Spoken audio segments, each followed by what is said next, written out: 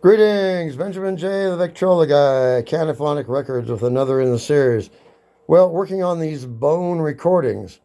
So I have the x-ray, as you see, with a white background. It really makes it show.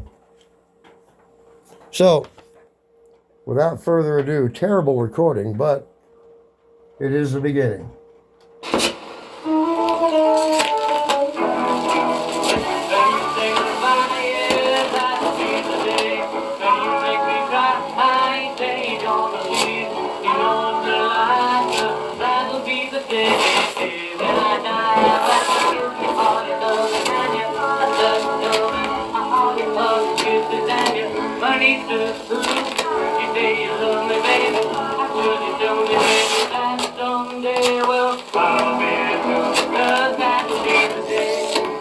So, as you see, not a very good recording, but it did record.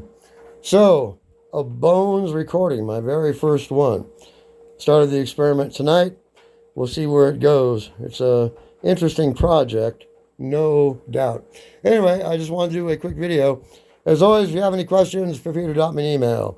TheVictrolaGuy@gmail.com. And as always, thank you for watching.